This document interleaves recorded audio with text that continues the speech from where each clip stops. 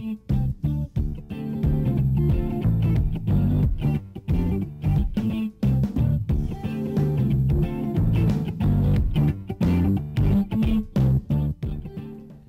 nós retornamos com o programa Memória Viva, hoje entrevistando o professor Juarez Pascoal de Azevedo.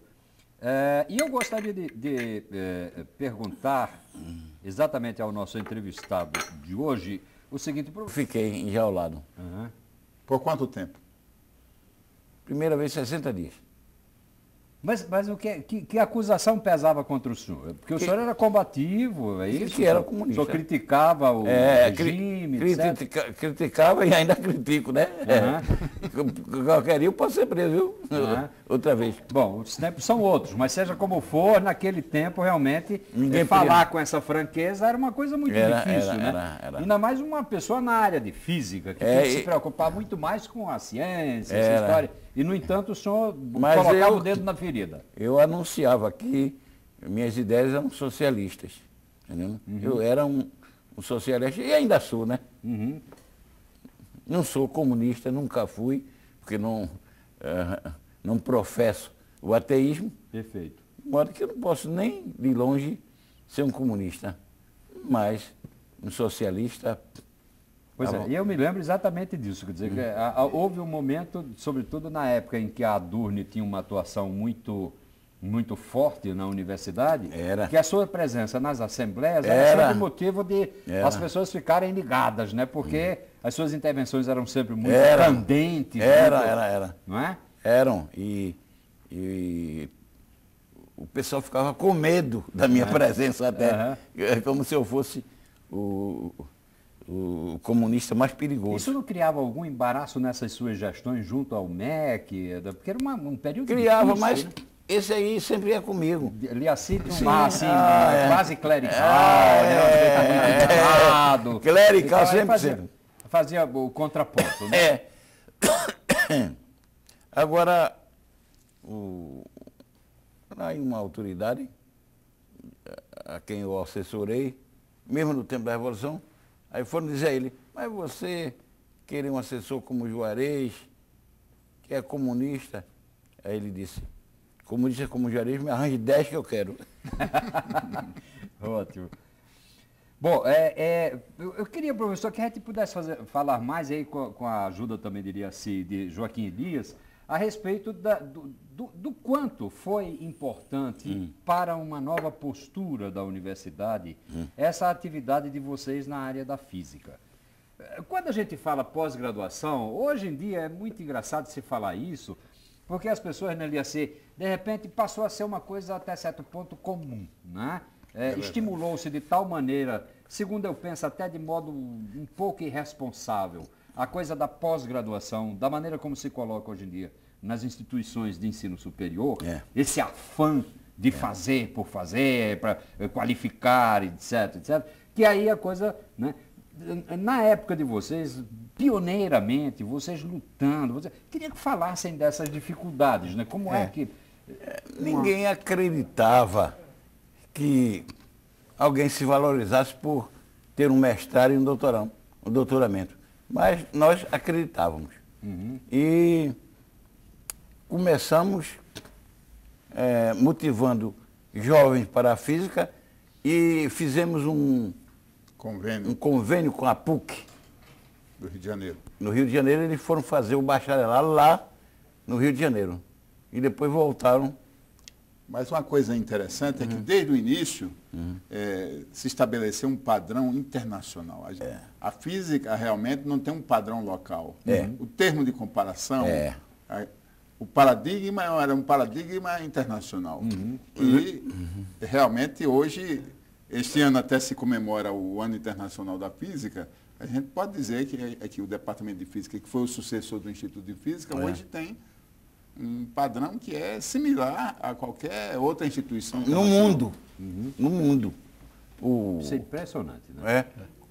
Quantos doutores tem no departamento? Diga aí. Praticamente todo o corpo docente é constituído de doutores. Mas não apenas isso. Hoje nós estamos formando doutores e exportando. Temos doutores que trabalham do Rio Grande do Sul ao Amazonas. Professor. Eu queria chamar a atenção que esse esforço inicial da criação do Instituto de Física surgiu paralelo com o esforço para a criação do Instituto de Matemática. Foi também. Umas pessoas que surgiram muito importantes nessa época, assim, dando muito em si para essa criação, se destacava Disseu Holanda, Zé Henrique Bittencourt e Gilvan Trigueiro. Geraldo Pinho também. E com o apoio dos outros. Geraldo Pinho não tão participativo como você perguntou naquele início da escola de engenharia. Ele dava apoio, mas esses três é que vibravam com a criação. Vibravam, né? Vibravam com a criação. Fizeram todo o esforço. Era um clima de entusiasmo, de vibração que a gente não vê hoje.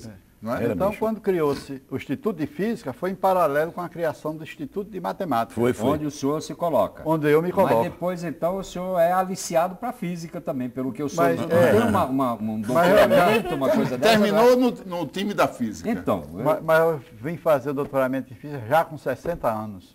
isso é uma maravilha, né? Isso prova exatamente a atração que tem a disciplina. E no momento eu estou fazendo um esforço, porque a matemática ficou um tanto parada em relação à física, em relação a tudo que houve em pós-graduação aqui na universidade.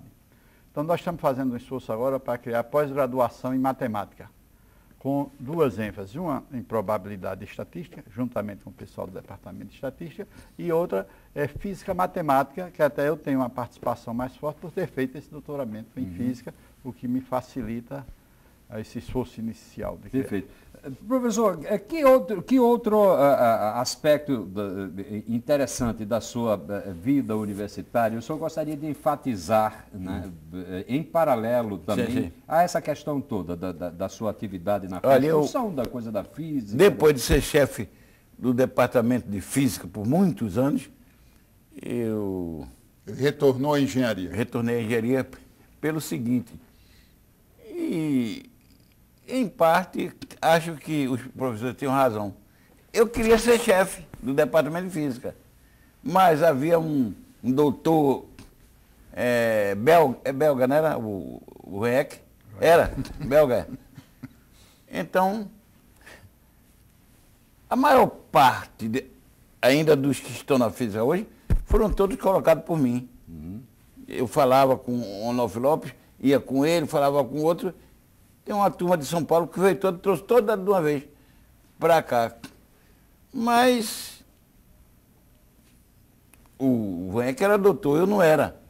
Então, eles fizeram uma campanha contra mim, para eu não ser. Também fizeram a eleição. Agora, era um indivíduo culto, o Vanheque. Era de primeira linha dos físicos. Inclusive foi o primeiro doutor com o qual a Universidade Federal do Rio Grande do Norte contou. Nós importamos diretamente da Bélgica. Perfeito. Mas ele era gago. Belga e gago. Eu português. Meu Deus do céu. Agora falar português bem, né? Falava, muito bem. Uma boa pessoa. É um inteligente, boa pessoa. Perfeito. Mas aí eu digo, vocês querem eu digo, rapaz, isso aqui vai andar muito comigo, que eu tenho planos para o futuro. Mas eles não quiseram, então eu fui para o departamento de engenharia civil e revolucionei o departamento, sabe? Bom, então vamos fazer agora um pequeno intervalo e ao retornarmos nós conversaremos sobre essa nova revolução e conversaremos sobre este grande Juarez exatamente nesse momento da sua vida. O que ele está fazendo, que perspectivas ele tem daqui para frente, enfim, daqui a pouco nós retornamos.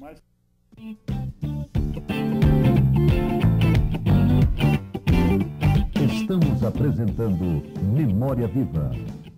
Apoio Cultural Sistema Fierme.